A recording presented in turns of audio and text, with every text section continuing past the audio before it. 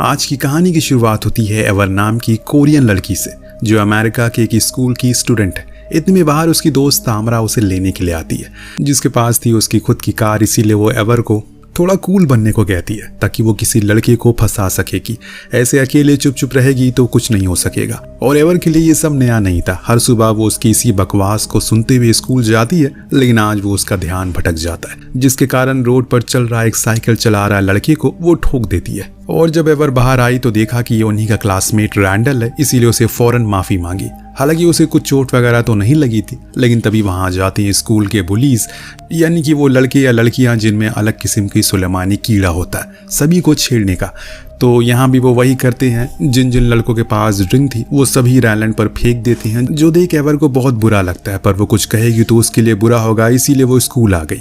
एक पीरियड के बाद अब सभी को इकट्ठा किया जाता है क्योंकि पिकनिक पर जाने का समय हो गया। पर उससे पहले इंचार्ज मिस्टर लोरेंजो सभी बच्चों के फोन को अपने पास कलेक्ट कर लेती हैं।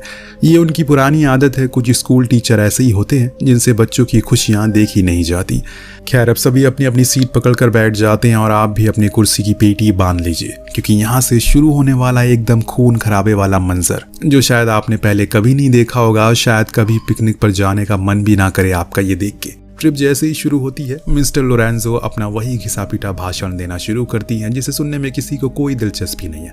वो पहले से 1000 दफा सुना चुकी हैं। तो लोरेंजो अपनी बढ़ती उम्र का शिकार होने के कारण एक नींद की झपकी मार लेती हैं। उनके पीछे बच्चे मजे से ट्रिप को एंजॉय करते हैं, बिल्कुल ज्यादा ही मजे से करते हैं। तो अब इंचार्ज की आंख खुली तो उन्हें लगा कि शायद वो गलत रास्ते पर जा रहे हैं। इसीलिए उन्होंने मिस्टर वीन यानी कि ड्राइवर को कहा कि उसने गलत टर्न ले लिया। पर वो ड्राइवर भी अकड़ू किस्म का आदमी था, अपनी गलती मानने को वो राजी ही नहीं था। इस बीच एक अजीब सा ऑब्जेक्ट बस की विंडशील्ड पर आकर टकराता है, जिससे वो पूरी विंडशील्ड लाल हो जाती है। क्या ये खून है?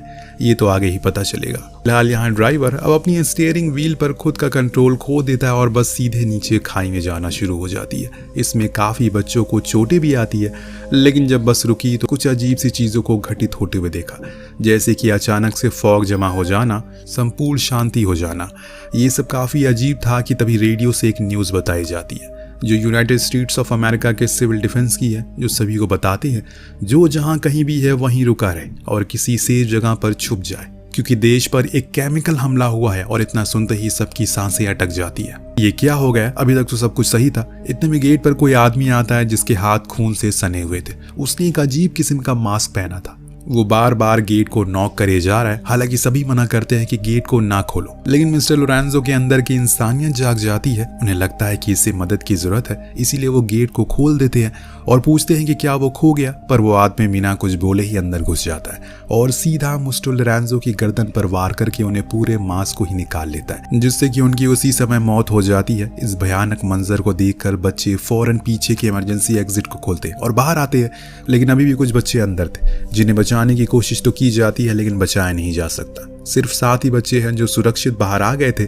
लेकिन अभी इन्हें सुरक्षित कहना जल्दबाजी होगी, क्योंकि आगे का मोड़ पर क्या होगा किसी को पता नहीं है। सातों अब जंगल में भागते भागते एक खराब बिल्डिंग के आगे पहुंचते हैं, जिसे देखकर कुछ का कहना था कि हमें अंदर जाना चाहिए, पर कुछ अभी भी इसी सोच में थे कि वो शख्स था कौन। तभी एक स्टूडेंट कहता है, मुझे लगता है कि वो कोई इन्फेक्टेड पर्सन होगा, क्योंकि उस ब्रॉडकास्ट में बताया जा रहा था कि देश पर केमिकल हमला हुआ है, तो हो सकता है कि वो उसी में इन्फेक्टेड हो गया। किसी को कुछ नहीं पता, इसीलिए सबसे पहले तो किसी सुरक्षित जगह को ढूंढते हैं। तब इन्हें सिर्फ वही खंडर इमारत दिखी तो ये उसके अंदर चले गए। डैनी नाम का स्टूडेंट, जिसके अंदर एक चुल थी, उस जगह को एक्सप्लोर करने की इसीलिए वो अपने ग्रुप से अलग हो गया और थोड़ा और अंदर गया कि तभी उसका पैर खून पर पड़ने से स्लिप हो जाता है और जा गिरा एक मरे हुए घोड़े की अतड़ियों पर, जिसे देख उसके होश उड़ गए। उसकी चीखें सुन बाकी के लोग भागते हुए आए और उन्होंने जब उसकी मरे हुए घोड़ों की हालत देखी तो हैरान रह गए कि इतनी बेरहमी से कोई जानवर शिकार तक नहीं करता, तो ये फिर किसने किया। डैनी अपनी थ्योरी बताता है, हो सकता है कि अब अमेरिका में अलग किस्म का वायरस फैल गया हो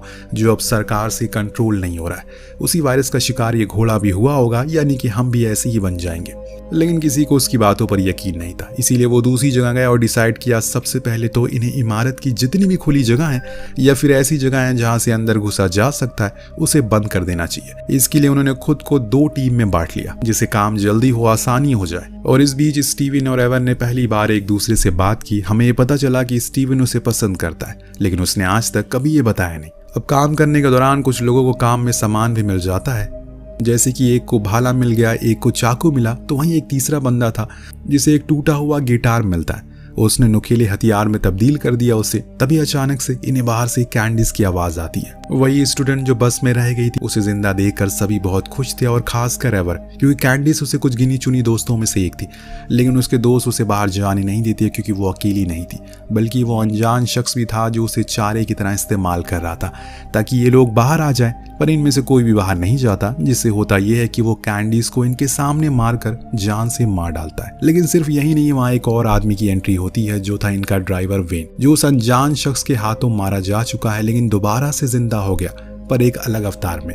उसके मुंह से खून गिर रहा है, अजीब ही हरकत कर रहा है वो, जैसे मानो वो कोई ज़ोंबी हो। उसकी हालत को देख सभी भागकर एक रूम में पहुंचते हैं जहां कुछ अजीब सी लाइटिंग थी, पर वहां सेफ थे वो। न जाने कहां से वहां पर रायन आ जाता है। इन्हीं का खोया हुआ साथी, जो कि ठीक ठाक हालत में था, वो इन सभी को बताता है कि मैं बस में ही था, लेकिन जब चीजें शांत हो गई तो मैं बाहर निकला, तो मैंने देखा कि मेरे पास जितने भी लोग थे सब के सब किसी प्रकार से इन्फेक्टेड हो चुके हैं, और वो पीछे ही थे, पर मैं बच गया। लेकिन दोस्तों, उसने अब अपने दोस्तों की जान खतरे में डाल दी है, क्योंकि इन्फेक्टेड लोगों को यहाँ तक ले आया वो, जो इन सभी को काटना शुरू करते हैं, जिसमें हंट भी उनका शिकार हो जाता है। ये देख उसका बेस्ट फ्रेंड डैनी बहुत गुस्से में आता है, लेकिन अभी उसे किसी तरह से यहाँ से भागना होगा।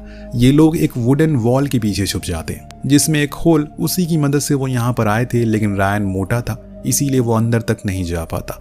एवर आकर उसे लात मारती है, जिससे वो और अंदर जाता है, पर हम साफ साफ देख पाते हैं कि उसके पेट में इंजरी हो रखी है, जिसमें से लगातार खून बहता जा रहा है। अब सभी एक अलग रूम में इकट्ठा होते हैं, जहां पर कुछ पुतले रखे थे, जिन्हें देखकर इन्हें लगता है कि ये उन्हीं को रिप्रेजेंट कर रहे हैं। ये सच भी था। तभी डैनी, जो कि गुस्से में लाल हो रहा था, बड़ा ही अजीब बिहेव करने लगता है, जो देख सब उसे पूछते हैं कि आखिर उसे क्या हुआ है। वो उन्हें एक बाइट का निशान दिखाता है, यानी कि उसे किसी ने काट लिया, पर वो कौन था ये हमें नहीं पता। फिलहाल अब वो गुस्से में ऑयल कैन लेकर ऊपर आता है, क्योंकि वो सभी इन्फेक्टेड लोगों को जला देना चाहता है ताकि ये सब कुछ खत्म हो जाए, और अपने दोस्त की मौत का बदला लेना चाहता है। पर रायन उसे ऐसा करने से मना करता है, क्योंकि ऐसा पॉसिबल ही नहीं है। इतने में वहां वेन दोबारा आता है, लेकिन इस बारी वो लोग उसे बड़ी बुरी तरह से मारकर खत्म कर देते हैं। पर अभी तो ये बस शुरुआत है दोस्तों, क्योंकि तभी एक और इन्फेक्टेड चीज तेजी से इनकी ओर आती है और डैनी को लेकर छत के नीचे कूद जाती है। इतनी ऊपर से नीचे गिरने के बाद जाहिर सी बात है कि उसकी मौत तो होना तय थी, पर वो अपनी लचीली कमर को सीधा करता और बिना आगे पीछे देखे बस भागना शुरू कर देता है। ये सब ऊपर से देख रहे स्टूडेंट को अब कहीं ना कहीं लगने लगा है कि कहीं एपोकलिप्स तो नहीं आ गया है, क्योंकि यही सब तो उसकी निशानी होती है। सभी बहुत ही ज्यादा घबराए हुए हैं, क्योंकि उन्हें कुछ नहीं पता कि आगे क्या करना चाहिए। तब एक ने कहा कि हमें सारे खिड़की दरवाजों को बंद कर देना चाहिए, क्योंकि बाहर जाना खतरे से खाली नहीं है। एक ने कहा कि हमें टेरेस पर जाकर किसी से मदद लेनी चाहिए, लेकिन एवर का कहना था कि वो बाहर जा रही है ताकि बस में मौजूद मोबाइल किसी से संपर्क कर सके, उन्हें यहाँ बुला सके। हालांकि उसके इस फैसले पर कोई भी हामी नहीं भरता, क्योंकि ये तो खुद की मौत को दावत देने के बराबर है, पर वो फिर भी जाती है, और उसकी इस बहादुरी को देखकर स्टीवन भी उसके साथ चलने को जाता है। धीरे धीरे करके ये लोग उस दुर्घटनाग्रस्त बस तक पहुंच जाते हैं, जहां उन्हें वो फोन मिल जाता है, पर अफसोस कि वो सब के सब ऑफ है। तो यानी कि एवर का बाहर आने का फैसला बेकार हो गया। उसकी इस मायूसी को देखकर स्टीवन हौसला बढ़ाता है कि कम से कम उसने कोशिश तो करी।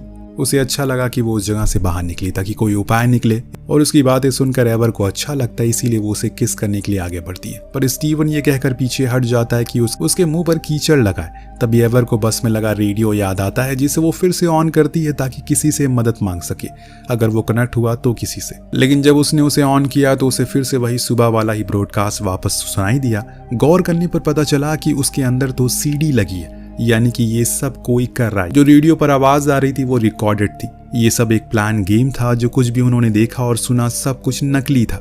यही सब उसके दिमाग में चल ही रहा होता है कि पीछे से स्टीवन आकर उसे इंजेक्ट कर देता है और सॉरी कहता है। पर सिर्फ वही नहीं था, वहां रैंडल भी थी जो उसके साथ मिला था। लेकिन ये सब क्यों, कैसे, कब किया?